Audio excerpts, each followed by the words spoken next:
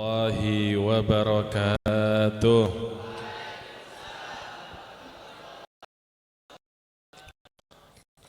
Hamdan li rabbin khassana bi Muhammadin wa anqadhana min dulmatin wa dayajiri ila nuri islamin wa ilmin wa hikmatin wa yumnin wa sa'adatin wa khairil awamiri. Allahumma salli wa sallim ala sayyidina Muhammadin miftahi babi rahmatillah adada ma fi ilmillah salatan wa salaman daimaini bidawami mulkillah wa ala alihi wa sahbihi wa man wala amma ba'd. Hadratal mukarramin, segenap para asatid, para guru, para santri Riyadhus Shalihin, wabil khusus Mudirul Ma'had Al-Habib Ali wa akhuhu Al-Habib Hadi Ibn Muhammad Al-Habsyi, yang mudah-mudahan selalu diberi kesehatan dan panjang umur oleh Allah Subhanahu wa ta'ala. Para hadirin pecinta Nabi besar Muhammad sallallahu alaihi wasallam. Hadirin yang dirahmati oleh Allah Subhanahu wa ta'ala, cinta kepada Nabi Muhammad sallallahu alaihi wasallam tidak hanya di bulan Rabiul Awal, karena cinta kepada Nabi Muhammad bukan seperti baju yang dipakai setiap musimnya tiba, akan tetapi cinta kepada Nabi Muhammad sallallahu alaihi wasallam merupakan perahu yang bisa mendekatkan kita mendapatkan cinta daripada Allah Subhanahu wa ta'ala. Al-Habib Ali bin Muhammad Al-Habsyi yang kita baca maulidnya, beliau mengatakan, masyi kama majma'il maulid yujallil kurub dhawaka taubatak yal asi idha batatu. Masyi kama majma'il maulid yujallil kurub, tidak ada daripada perkumpulan seperti perkumpulan maulid. Ada perkumpulan zikir, ada perkumpulan istighatsah, ada perkumpulan macam-macam di dunia ini. Tapi kata Habib Ali, tidak ada perkumpulan yang seperti perkumpulan di situ dibacakan maulid Nabi besar Muhammad sallallahu alaihi wasallam. Kenapa Habib Ali berkata demikian? Karena perkumpulan maulid tersebut yujallil kurub, perkumpulan maulid tersebut menghilangkan daripada kesusahan dan kesumpukan, kata Habib Ali Habsyi. Orang yang sumpah, tokonya misalnya sepi, pelanggannya sudah mulai berlarian, mungkin ada yang kurang di dalam ibadahnya kepada Allah Subhanahu wa ta'ala, mungkin kurang sholawatnya dia kepada Nabi Muhammad sallallahu alaihi wasallam. Ketika dia hadir di majlis maulid, Allah Subhanahu wa ta'ala menghilangkan kesumpekan. Majlis maulid Allah menghilangkan daripada kegundahannya.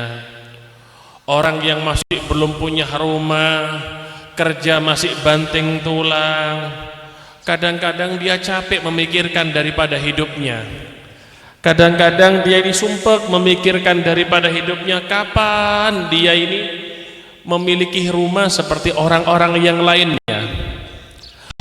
Di majlis maulid, kesumpekan tadi hilang sendirinya, kegundahan tadi hilang dengan sendirinya. Kenapa? Karena telinganya sudah mendengar nama manusia yang paling agung, baginda Nabi besar Muhammad sallallahu alaihi wasallam. Dzalwa kataubatak yal asi idza batatub. Wahai orang-orang yang ahli maksiat, Wahai orang-orang yang jauh daripada Allah, orang-orang yang melanggar daripada perintahnya Allah, orang-orang yang jauh daripada baginda Nabi Muhammad. Ini perkumpulan maulid adalah perkumpulan di mana jika kalian bertobat kepada Allah, diterima tobat kalian oleh Allah Subhanahu wa taala. Bagaimana tidak? Nabi Adam alaihi salatu wassalam, ketika beliau makan daripada buah khuldi, beliau diturunkan oleh Allah Subhanahu wa taala dari surga yang penuh dengan keindahan dan kenikmatan, diturunkan oleh Allah Subhanahu wa taala ke atas bumi yang penuh dengan penderitaan dan kesusahan.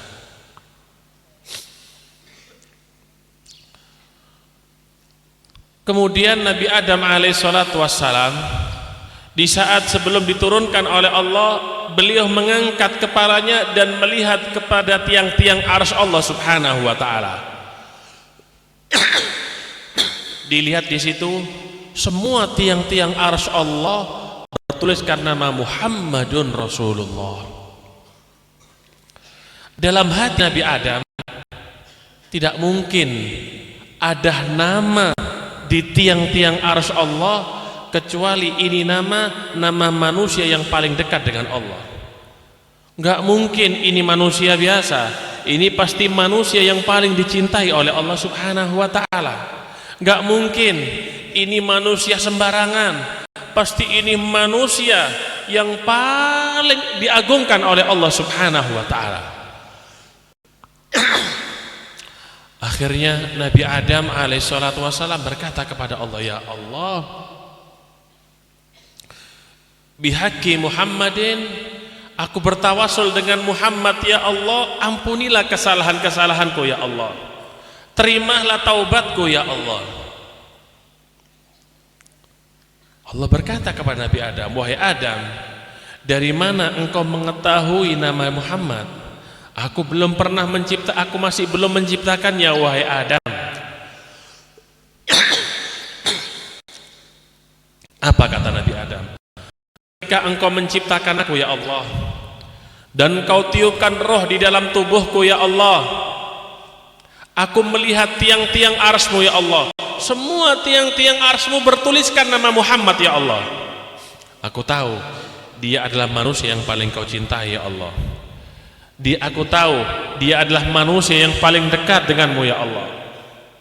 Maka dengan bertawasul dengan Muhammad ya Allah, aku mohon ya Allah, penuhi daripada hajat-hajatku ya Allah, terimalah daripada taubatku ya Allah. Apa kata Allah Subhanahu wa taala? Benar wahai Adam, kalau bukan karena Muhammad, aku tidak akan mengampunimu wahai Adam. Kalau bukan karena Muhammad, aku tidak akan menciptakan langit dan bumi wahai Adam. Bahkan kalau bukan karena Muhammad wahai Adam, aku tidak akan menciptakan engkau wahai Adam.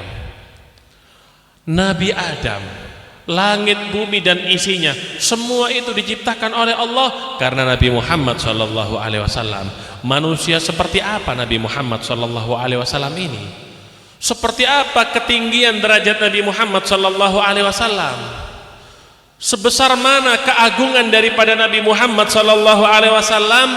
Hanya namanya yang ditulis oleh Allah Subhanahu wa taala di tiang arsy-Nya.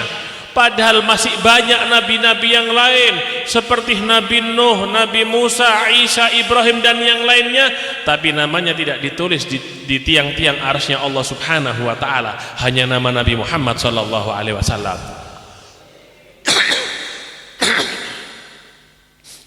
Nabi Isa pun, ketika Allah Subhanahu wa taala berkata kepada Nabi Isa, ya Isa, amin bi Muhammad, wahai Isa, berimanlah kamu kepada Muhammad.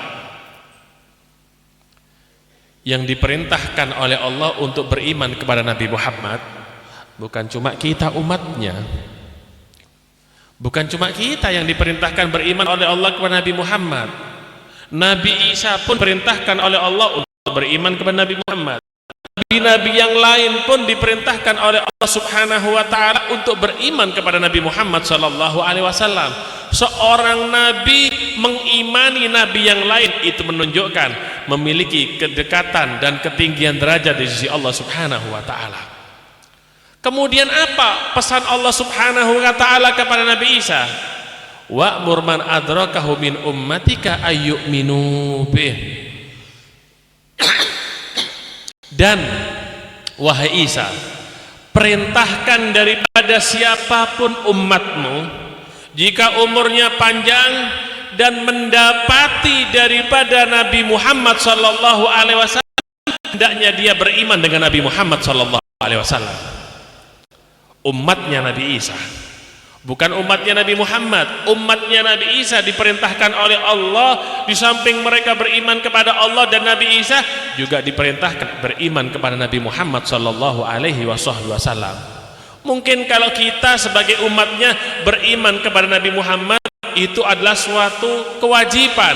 Ini bukan umatnya Nabi Muhammad, tapi diperintahkan oleh Allah untuk beriman kepada Nabi Muhammad, tak lain menunjukkan betapa mulianya Nabi Muhammad sallallahu alaihi wasallam, sampai selain umatnya pun diperintahkan untuk beriman kepada Nabi Muhammad sallallahu alaihi wasallam. Dzawaka taubataka yal 'asi idza batatub. Kalau kalian ingin bertobat, kata Habib Ali Habsyi, ini perkumpulan maulid inilah tempat untuk bertobat kepada Allah Subhanahu wa taala. Perkumpulan maulid seperti pagi hari ini adalah tempat untuk mendekatkan diri kita kepada Nabi Muhammad, dengan mendengar daripada namanya, mendengar daripada sifat-sifat yang mulia. Semua manusia akan bertambah gairahnya untuk mendekatkan dirinya kepada Allah dan kepada baginda Nabi besar Muhammad sallallahu alaihi wasallam. Siapa yang tidak bergembira ketika disebut nama Nabi Muhammad? Siapa yang tidak senang ketika disebut nama Nabi Muhammad sallallahu alaihi wasallam?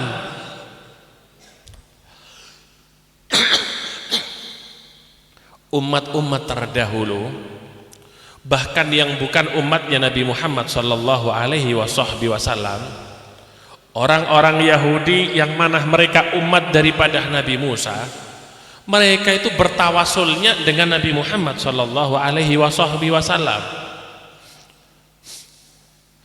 Dalam tafsir Al-Alusi, beliau menafsirkan daripada satu ayat, wa kanu min qablu yastaftihuna 'alal ladzina kafaru. Orang-orang Yahudi zaman dulu, orang-orang Yahudi itu adalah dulunya orang-orang beriman kepada Allah, orang-orang yang beriman kepada Nabi Musa alaihi salatu wassalam. Allah turunkan kepada mereka satu kitab sebagai pedoman hidupnya, yaitu kitab Taurat. Namun banyak daripada mereka yang tidak mengikuti daripada isi kitab Taurat, padahal di situ terletak keselamatan mereka kepada Allah Subhanahu wa taala. Yahudi zaman dulu itu kalau sudah mau berperang dengan orang-orang kafir, mereka persiapkan semua daripada senjatanya. Senjata dipersiapkan semuanya, baju besi, topi besi, kuda, semua mereka siapkan. Akan tetapi ketika mereka berperang, ternyata orang-orang kafir musuhnya lebih banyak daripada mereka. Kebingungan mereka bagaimana cara mengalahkan orang-orang kafir. Akhirnya berkumpul daripada ulama-ulama orang Yahudi. Mereka berkumpul, ulama-ulama daripada orang Yahudi. Untuk apa mereka berkumpul? Untuk bertawassul dengan Nabi Muhammad sallallahu alaihi wasallam, padahal Nabi Muhammad masih belum diciptakan pada saat itu, apalagi kita angkat menjadi seorang nabi atau rasul. Diciptakan masih belum saat itu Nabi Muhammad sallallahu alaihi wasallam.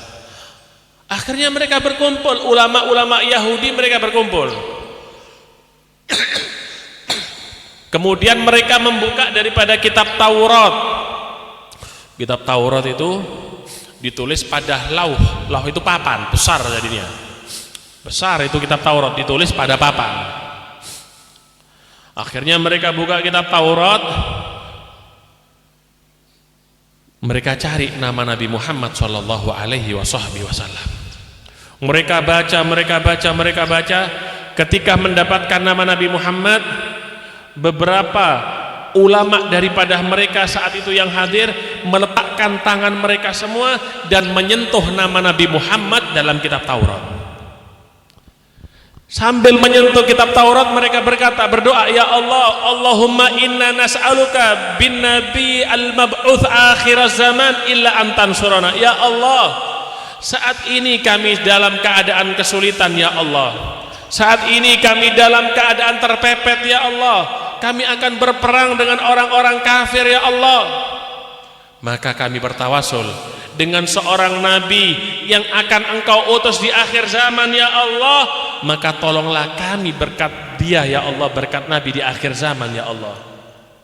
Akhirnya berperang mereka melawan orang-orang kafir, dan Allah subhanahu wa ta'ala memberikan kemenangan kepada mereka. Karena apa? Bukan karena senjata mereka sedikit, bukan karena jumlahnya mereka yang banyak, orang kafir lebih banyak, tapi karena mereka bertawasul dengan nama Nabi Muhammad sallallahu alaihi wasallam. Nama yang agung, nama yang mulia, nama yang paling dicintai oleh Allah subhanahu wa ta'ala. Siapa yang bertawasul dengan namanya, ditunaikan hajatnya oleh Allah subhanahu wa ta'ala.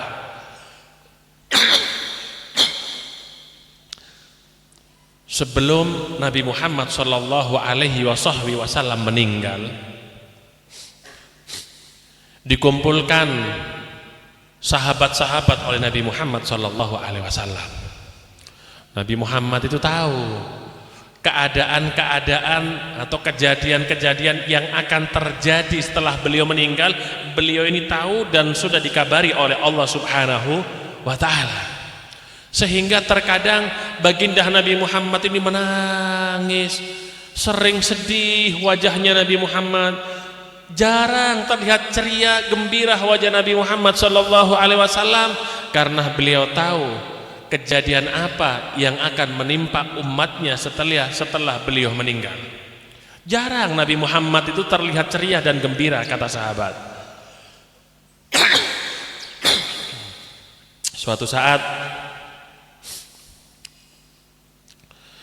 Nabi berkata kepada para sahabat, nanti seandainya terjadi peperangan setelah aku meninggal dan kalian tidak mendapatkan kemenangan dari Allah subhanahu wa ta'ala, mungkin karena orang kafir lebih banyak jumlahnya, senjata mereka lebih canggih dari senjata kalian, janganlah kalian panik di dalam mengemban agama yang suci ini.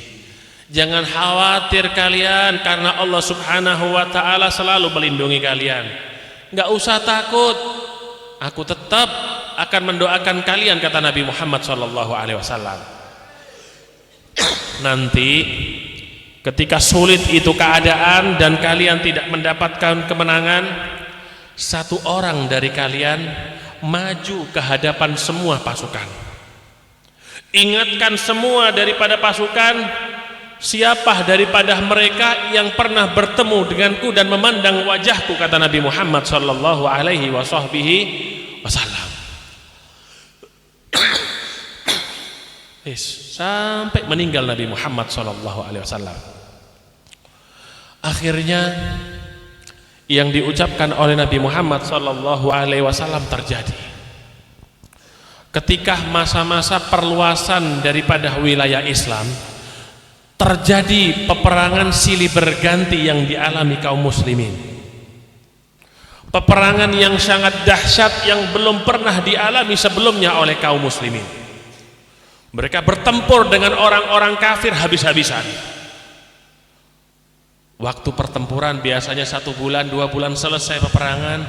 Ini tidak kunjung usai sampai 6 bulan, setengah tahun lamanya. Strategi apapun sudah mereka pergunakan untuk melawan daripada orang-orang kafir. Siasat bermacam-macam sudah mereka lakukan, tapi tidak mendapatkan kemenangan. Tidak kunjung datang kemenangan dari Allah subhanahu wa ta'ala. Akhirnya salah seorang sahabat teringat dengan pesan dan wasiat Nabi Agung Muhammad SAW. Salah seorang sahabat ini berdiri di hadapan daripada semua pasukan seraya berkata, hal fikum man ra'a wajha Rasulillah sallallahu alaihi wasallam. Wahai semua pasukan, wahai semua umat Nabi Muhammad, apakah di antara kalian ada yang pernah memandang wajah suci, wajah mulia Nabi Muhammad sallallahu alaihi wasallam? Banyak daripada mereka yang mengacungkan daripada tangannya. Berarti masih banyak daripada sahabat-sahabat yang masih hidup. Kemudian dia langsung bertawasul kepada Allah, ya Allah, dengan barokah orang-orang ini yang pernah memandang wajah suci, wajah mulia Nabi Muhammad sallallahu alaihi wasallam, berikan kemenangan kepada kita saat ini ya Allah. Subhanallah, dengan bertawassul kepada orang-orang yang pernah memandang wajah Nabi Muhammad, tiba-tiba Allah Subhanahu wa taala mendatangkan kemenangan yang besar kepada kaum muslimin pada saat itu. Senjatanya kalah, jumlahnya kalah, peralatan perang kalah, kendaraan perang juga pun sedikit. Tapi dari mana mereka mendapatkan kemenangan saat itu? Mereka mendapatkan kemenangan karena ada beberapa orang yang pernah memandang wajah Nabi Muhammad SAW. Dari situlah Allah Subhanahu wa ta'ala memberikan kemenangan kepada mereka saat itu, karena ada yang pernah memandang wajah Nabi Muhammad. Berjalan beberapa tahun kemudian, terjadi peperangan yang lebih besar daripada yang pertama. Peperangan yang dahsyat sekali pada saat itu, sampai sahabat kebingungan bagaimana cara mengalahkan daripada orang-orang kafir yang menuntut balas daripada kekalahan sebelumnya. Jumlahnya mereka lebih banyak, senjatanya lebih canggih, kendaraannya lebih lengkap. Sahabat-sahabat nggak boleh mundur. Mereka bukan seorang penakut, bukan pengecut, mereka seorang pemberani. Jika ada perang, justru itu yang ditunggu-tunggu oleh mereka, ingin mati syahid di jalan Allah Subhanahu wa ta'ala. Kalau orang sekarang ini kan penakut. Kenapa? Cari jimat sampai kemana-mana. Cari jimat buat apa? Cari jimat agar tubuhnya nggak mempan dibacok, gak mempan tubuhnya dengan pedang. Zaman sekarang begitu. Cari apa? Cari jimat-jimat. Lah kalau sahabat ini perang nunggu pakai jimat dulu, tidak ada yang perang zaman dulu. Kalau sahabat-sahabat mau perang ini mau masih cari bacaan-bacaan biar kebal, gak mempan dengan pedang, ya kita nggak akan melihat Islam sampai detik ini. Justru itu karena keberanian daripada para sahabat-sahabat baginda Nabi besar Muhammad sallallahu alaihi wasallam. Mereka senang kalau mereka itu mati di jalannya Allah dan bersama Nabi Muhammad sallallahu alaihi wasallam. Ada seorang sahabat yang baru kawin. Di pagi hari seorang sahabat kawin, menikah, yang bernama Hamdalah bin Rib'i bin Amir. Dia kawin dengan seorang wanita pujaannya.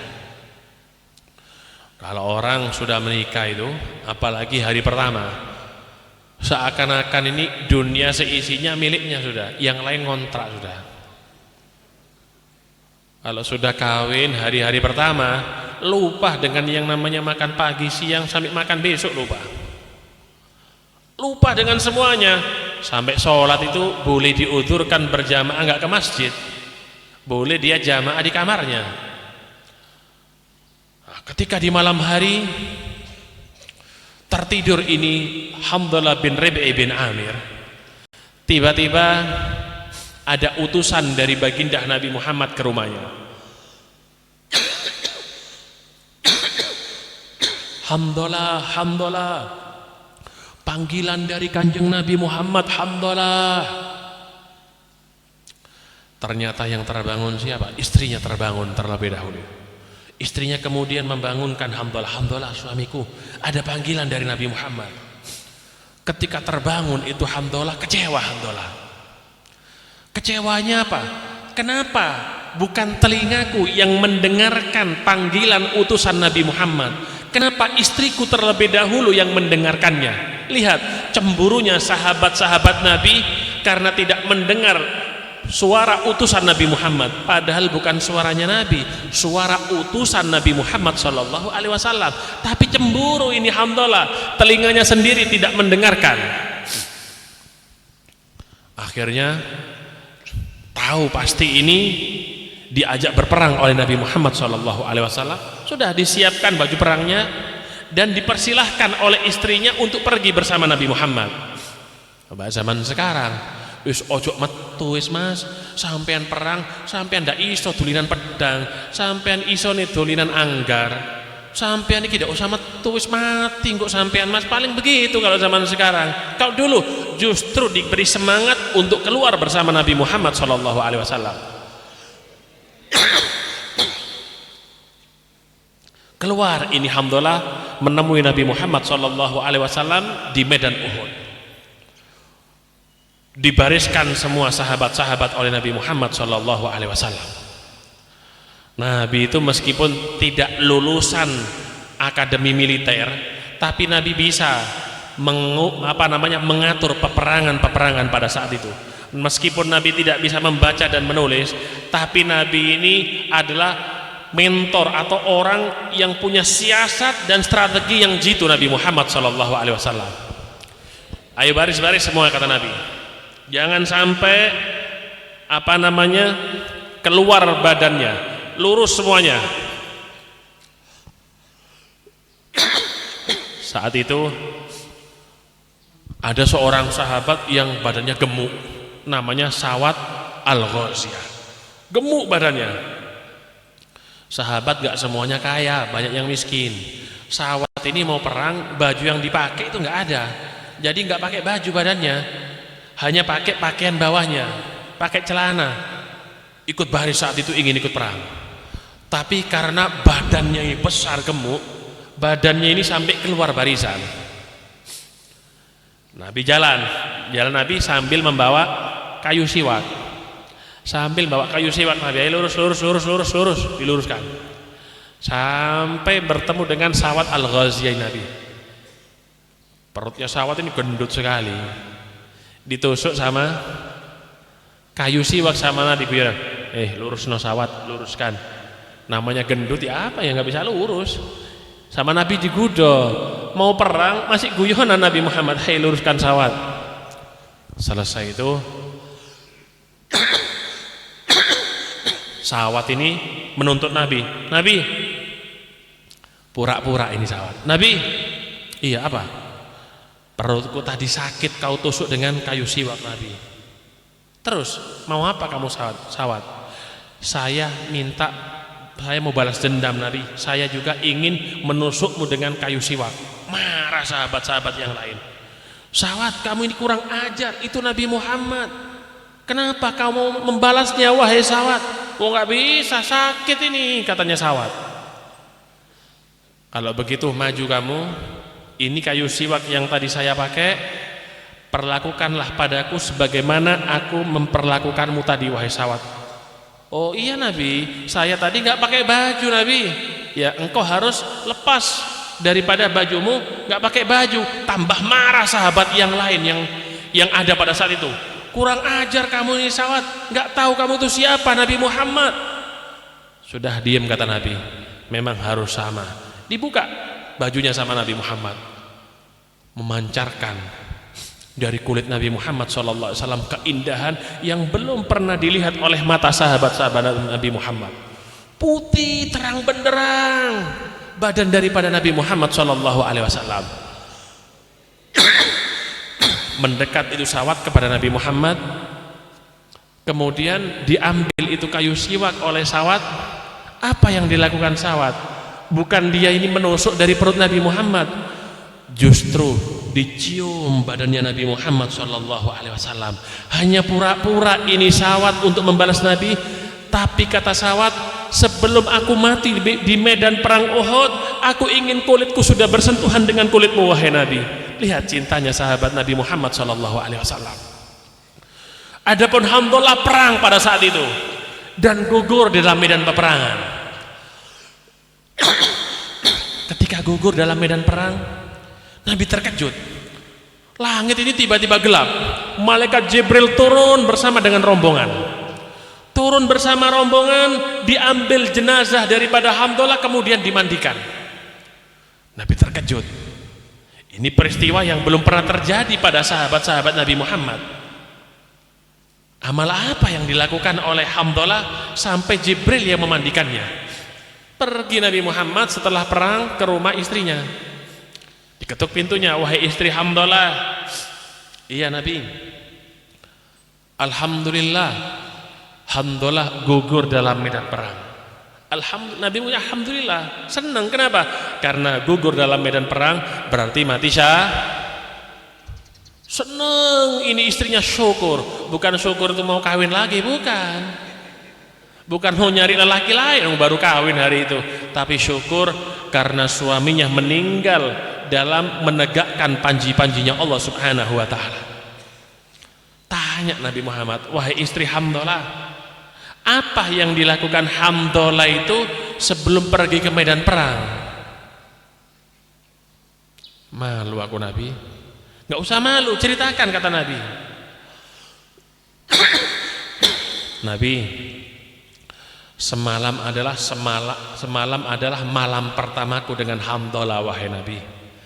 Seperti sebagaimana biasanya orang menikah wahai Nabi malam pertama. Artinya Hamdalah tadi subuh itu pergi ke medan perang wahai Nabi, dia dalam keadaan junub, belum mandi besar wahai Nabi. Belum mandi besar, dalam keadaan junub. Tapi karena mendengar perintah Nabi Muhammad, nggak ada waktu lagi buat mandi, cepat-cepat menemui Nabi Muhammad SAW. Sampai meninggal di medan perang, akhirnya yang memandikan siapa? Jibril alaihissalatu wassalam bersama dengan malaikat-malaikat yang lainnya. Kemuliaan seperti ini kenapa didapat oleh Hamdalah? Karena dia mengikuti dan mendahulukan panggilan Nabi Muhammad SAW daripada keinginannya sendiri. Begitu sahabat-sahabat Nabi Muhammad SAW. Kemudian terjadi peperangan yang lebih besar dari yang pertama tadi. Bingung sahabat-sahabat mau mengalahkan daripada orang-orang kafir. Strategi apapun dipakai tidak bisa menjatuhkan, memukul daripada lawannya. Dari mereka ada yang teringat dengan cerita-cerita peperangan sebelumnya. Akhirnya dia maju di hadapan daripada pasukan seraya berkata, hal fikum man ra'a Rasulullah sallallahu alaihi wasallam? Apakah di antara kalian ada yang pernah memandang wajah Nabi Muhammad? Satu pun dari mereka tidak ada yang mengangkat tangannya. Apa maksudnya? Artinya sahabat semuanya sudah meninggal. Berarti zamannya tabi'in, murid-murid daripada sahabat. Dia kemudian kembali berkata, hal fikum man ra'a wajha Rasulillah sallallahu alaihi wasallam? Apakah di antara kalian ada yang pernah melihat wajah daripada tabi'in? Tabi'in memandang wajah sahabat dan sahabat memandang wajah Nabi Muhammad. Banyak yang mengacungkan tangan. Ya Allah, barokah mereka ya Allah, tolonglah kami saat ini ya Allah. Subhanallah, enggak lama beberapa jam Allah memberikan pertolongan kepada mereka dan memberikan kemenangan karena barokah orang-orang yang pernah memandang wajah sahabat dan sahabat memandang wajah Nabi Muhammad SAW. Sampai diriwayatkan oleh Qadhi Iyad terjadi peperangan yang ketiga lebih lama dari yang kedua dan pertama. Masalahnya sama seperti yang kedua dan pertama, kemenangan sulit tak kunjung datang kepada kaum muslimin, sulit memukul mundur daripada orang-orang kafir. Akhirnya dari mereka mengingat daripada kejadian sebelumnya, maju di hadapan para tentara seraya berkata, hal fikum man ra'a wajha Rasulillah sallallahu alaihi wasallam? Apakah ada dari kalian yang pernah memandang wajah tabi'in, tabi'in memandang wajah sahabat, sahabat memandang wajah Nabi Muhammad? Satu pun nggak ada yang mengacungkan tangannya. Berarti muridnya tabi'in sudah habis. Akhirnya dia berkata, hal fikum man ra'a wajha Rasulillah sallallahu alaihi wasallam. Apakah di antara kalian ada yang pernah memandang wajah tabi'in? Tabi'in memandang dari wajah tabi'in memandang wajah sahabat memandang wajah Nabi Muhammad. Banyak daripada mereka yang mengacungkan tangan. Ya Allah, barokah mereka yang pernah memandang wajah tabi'in memandang wajah tabi'in memandang wajah sahabat. Beri kemenangan kepada kita ya Allah. Akhirnya diberi kemenangan oleh Allah subhanahu wa ta'ala. Bukan senjata yang membawa kemenangan bagi mereka, bukan jumlah pasukan atau kendaraan taktis yang begitu banyak, tapi kekuatan ikatan hati mereka kepada Nabi Muhammad SAW. Semenjak manusia punya ikatan hati dengan Nabi Muhammad, semua yang dia inginkan akan ditunaikan oleh Allah subhanahu wa ta'ala. Sampai di zaman Al-Imam Abu Yazid Al-Bustami dan setelahnya. Di zaman setelah Imam Abu Yazid Al-Bustami itu terjadi kemarau yang sangat panjang sekali. Hujan gak turun, binatang ternak banyak yang mati. Mereka datang kepada ulama agar doa diturunkan hujan oleh Allah. Kumpul itu ulama ahli tafsir, ahli hadis, ahli fikih, ahli nahwu, semua kumpul. Kemudian mereka sholat istisqa minta hujan. Subhanallah, mereka sholat hari pertama nggak turun hujan. Besok hari kedua sholat lagi mereka, para ulama-ulama hebat, nggak turun hujan. Hari ketiga sholat lagi. Ketika mereka sholat hari ketiga, ada seorang badui. Badui itu pakaiannya biasa. Dilihat aja ulama-ulama yang sholat nggak turun-turun, didatangi. Apa yang kalian lakukan tadi? Yang kalian lakukan ya sholat istisqa minta hujan. Oh hujan, sebentar katanya. Badui tadi langsung mengangkat kedua tangannya, ya Allah, bihaqima firras anzil alainal matar, ya Allah, dengan yang ada di kepalaku ini ya Allah, turunkan hujan ya Allah. Langsung mendung gelap, turun hujan. Ulama-ulama ini ahli tafsir, ahli hadis bingung, ini siapa ini orang? Kita ini ulama semuanya, hujan gak turun. Justru orang badui baru doa langsung turun. Ditanya sama ulama, tadi kamu berdoa ya Allah dengan yang ada di kepalaku turunkan hujan, ada apa di kepalamu? Kata ulama. Badui tadi menjawab, ainani tandurani ila wajhi Abi Yazid Al-Bustami. Di kepalaku ini ada kedua bola mata yang pernah memandang wajah Abu Yazid Al-Bustami. Dan di masa hidupnya Al-Imam Abu Yazid Al-Bustami ini bagian mencari apa? Bagian mencari air di rumah daripada Imam Ali Ar-Ridho. Abu Yazid Al-Bustami wali besar. Di masa hidupnya itu khaddam, pembantu daripada Al-Imam Ali Ar-Ridho, bagian ngisi gentong air minumnya. Lihat, sekelas Al-Imam Abu Yazid Al-Bustami ketika dekat dengan kerabat anak cucu Nabi Muhammad, diangkat pula derajatnya oleh Allah subhanahu wa ta'ala. Ini santri-santri yang ada di Riyadhus Shalihin, nggak usah panik, nggak usah bingung. Guru Anda adalah cucu Nabi Muhammad, Al-Habib Muhammad. Ini bukan cuma sekedar orang biasa, orang yang hebat, yang memiliki silsilah sambungan sanad kepada kakeknya Nabi besar Muhammad sallallahu alaihi wasallam. Dengan Anda melihat daripada anak-anak beliau Habib Ali dan Habib Hadi, atau melihat daripada ustadz-ustadz yang ada di sini, mereka ketika hidupnya pernah memandang daripada wajah Habib Muhammad. Habib Muhammad pasti memandang daripada wajah ayahnya, ayahnya memandang wajah ayahnya lagi, sampai kepada siapa? Baginda Nabi besar Muhammad sallallahu alaihi wasallam. Ini sekarang ini yang jarang kita dapat, sambungan silsilah rantai sanad, hubungan yang erat kepada Nabi Muhammad sallallahu alaihi wasallam. Hubungan yang erat. Anda ada di pondok pesantren ini, ayo dijaga, diperkuat. Yang giat dalam belajar, jangan ketinggalan sholat jamaah. Dikatakan oleh salaf, idza ra'aita talibal ilm ta'akhkhara an takbiratul imam, jika ada seorang pelajar terlambat takbiratul ihram dengan imam, fanfut yadaka minhu, wis Nggak bisa diharapkan seperti ini pelajar. Jangan terlambat takbiratul ihram. Zikirnya, wirid yang ada di pondok ini yang disiplin, jangan terlambat. Insya Allah dengan ini semua akan mengikat hati kita dengan Habib Muhammad dan terikat dengan baginda Nabi besar Muhammad sallallahu alaihi wasallam. Mudah-mudahan yang hadir pada pagi hari ini mendapatkan curahan rahmat Allah subhanahu wa ta'ala. Yang sakit dari kita diberi kesembuhan oleh Allah subhanahu wa ta'ala. Dari kita yang sulit rezekinya dimudahkan rezekinya oleh Allah, dijembarkan rezekinya, diluaskan rezekinya oleh Allah.